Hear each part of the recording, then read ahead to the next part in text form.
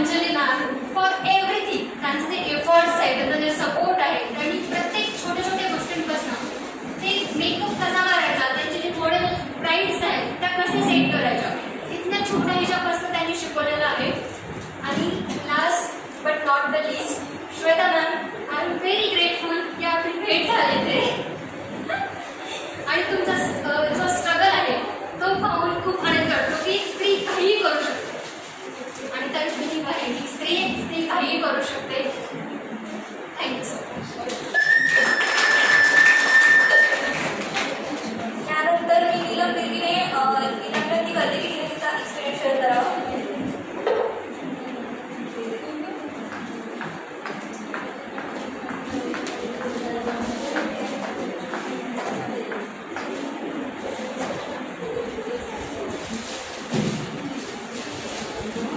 सर्वप्रथम सर्वांना विद्यार्थ्यांच्या खूप शुभेच्छा. मी सगळ्यांनाच, कारण सगळ्यांकडून खूप काही शिकण्यासारखं असतं. पण अंजली मॅडमनी जो मेकअप शिकवले ना, त्याच्यामध्ये त्यांनी सेल्फ मेकअप शिकवला, त्याच्यानंतर एंगेजमेंट ब्राईड शिकवली, ब्रायडल लुक, खूप सगळे ब्रायडल लुक शिकवले. त्यासाठी अंजली मॅम तुमचे सर्वप्रथम थँक्यू सो मच. आणि महिला तक्रार निवारण समिती यांच्याकडून हा कार्यक्रम अरेंज करण्यात आला होता, त्यांना पण थँक्यू.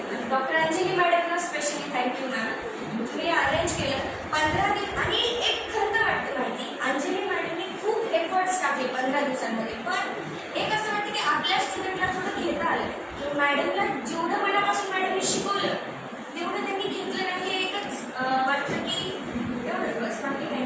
मॅडमने खूप छान शिकवलं आणि कॉन्फिडन्स आला की बाहेर विथ मेकअप तुम्ही कसं जाऊ शकता, किंवा आपण आपलं वातावरण तेवढं असं नाही आहे की आपण इतका मेकअप घेऊन बाहेर जाऊ शकतो. पण आजकाल ते नॉर्मल झालं आहे आणि ही काळाची गरज आहे की तुम्हाला एक छान मेकअप आला पाहिजे. त्याच्यासाठी आम्ही सगळ्यांनी पार्टिसिपेट केला आणि खूप छान मेकअप शिकवला. खूप छान एक्सपिरियन्स होता मॅम, थँक्यू सो मच. त्यानंतर मी अंजली जोश मॅडम यांना विनंती करते की त्यांनी त्यांचं मनोगत व्यक्त करावे.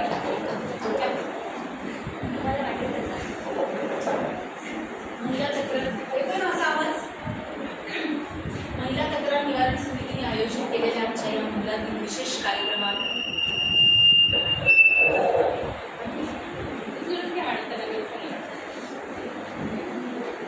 या कार्यक्रमाच्या प्रमुख पाहुण्या ब्युटिशियन आणि वेगवेगळ्या पुरस्कारांनी ज्यांना श्वेता परदेशी, महिला तक्रार निवारण समितीच्या माझ्या सर्व मैत्रिणी, कार्यक्रमाच्या संयोजिका दुर्गा शर्मा मॅडम, स्पर्धा मॅडम, माझ्यासमोर उपस्थित असणाऱ्या माझ्या सर्व मैत्रिणी आणि स्टुडंट, सगळ्या विद्यार्थिनी मैत्रिणी, मला खूप विशेष आज आनंद घ्यायचा आहे की खऱ्या अर्थाने आज आपण इथे महिला दिन सेलिब्रेट करत आहोत. खऱ्या अर्थाने तो साजरा झाला आहे आज मला वाटतं. आत्ताच्या विद्यार्थिनींनी मनोगत व्यक्त केलं, त्यातला एक शब्द वाक्य मला खूप आवडलं, मला आत्मविश्वास आला. आणि एक्झॅक्टली याच्यासाठी आम्ही हा कोर्स आयोजित केलेला होता. प्रशिक्षण तर विद्यार्थी कुठेही जाऊन घेतली. या कोर्सची फीस 10-10 हजारापासून लाखो रुपयापर्यंत आहे बाहेर. पण आपल्या महाविद्यालयाने, आपल्या ज्ञान शिक्षण संस्थेने आपल्याला, आपल्या प्राचार्यांनी जी प्रेरणा दिली यासाठी कुठल्याही गोष्टीला काही कमी ठेवलेलं नाही. आणि अतिशय कमी फीसमध्ये आपण मुलींना 15 दिवसाचा ट्रेनिंग कोर्स आयोजित करून दिला. मी विशेष आभार मानते अंजली धर्माधिकारी यांचे. इतकं मनावर घेऊन त्यांनी हा कोर्स कंप्लीट केलेला आहे की त्यांना सांगितलं होतं 1-1.5 तास त्यांनी शिकवायचं आहे विद्यार्थिनींना कोर्सचा ड्युरेशन कोर्सचा. पण त्यांनी आपला वेळ काढून मुलींना येईपर्यंत मनापासून मुलींसाठी शर्थीचे प्रयत्न केलेले. आता एक विद्यार्थिनी म्हटली की थोडंसं विद्यार्थिनींना घेता आलं नाही, तर हे होतंच. एक वयच असं असतं, ज्यावेळी ज्या गोष्टीकडे सिरियसली बघायचं असतं त्यावेळी आपण बघत नाही आणि ज्याच्याकडे दुर्लक्ष करायचं असतं तिकडे लक्ष जातं. त्यामुळे हे होत राहील. पण याच्या पुढचा पॉईंट जो आहे तो याच्यानंतर आम्हाला लक्षात आलं की पुढचं पाऊल आम्ही काय उचलायचं. एक तर मुलींना आम्ही मार्केटिंग शिकवू, दुसरं तुम्ही आम्हाला सजेशन द्या, ज्या मुली शिकल्या त्या, की तुम्हाला काय कमी पडलं आणि आम्ही अजून काय तुम्हाला दिलं पाहिजे जेणेकरून तुम्ही तुमच्या पायावर उभं राहू शकाल. आमचा उद्देशच हा होता की आपल्या महाविद्यालयातल्या विद्यार्थिनींना ज्या नेहमी फक्त अभ्यासच करू इच्छित नाही, त्यांना अनेक काही गोष्टी कराव्याशा वाटतात, त्यांना स्वतःच्या पायावर उभं राहण्यासाठी एक असं स्किल शिकवायचं जेणेकरून त्यांच्यामध्ये आत्मविश्वास निर्माण होईल आणि समाजामध्ये त्या स्वतः चांगल्या स्टँड होऊ शकतात. मी आपल्या सगळ्या मैत्रिणींच्या अनुभवाने सांगते की जोपर्यंत आपण स्वतःच्या पायावर उभं राहत नाही तोपर्यंत आपण लग्न करू नये. आपल्या शब्दाला जर आपल्याला किंमत पाहिजे असं वाटत असेल, तुम्ही छोटा मोठा काही का असे ना, शिक्षणाच्या आधारे तुमच्या कौशल्याच्या आधारे पहिले स्वतःच्या पायावर उभं राहणं गरजेचं आहे. 4 लोकांमध्ये 4 मैत्रिणींमध्ये आपल्याला बोलता येणं, आपला शब्द ठामपणे मांडता येणं हे गरजेचं आहे. आणि जेव्हा असं काहीतरी तुम्हाला येत असतं तेव्हा तुमच्यामध्ये आत्मविश्वास आपोआप निर्माण होतो. आत्मविश्वासाच्या मागे पळायची गरज नसते. आणि म्हणून अवकाश सगळं खुलं होतं आपल्याला. स्काय इज द लिमिट असं म्हटलं जातं. मग काही मर्यादा नाही आपल्या स्वतःवर. ज्यांना मनापासून करावंसं वाटतं तिथे त्यांना कोणीच कसलेच अडथळे करू शकत नाही. आणि किती दिवस आपण म्हणतात की पुरुषांनी द्यावी संधी मग आम्ही करू.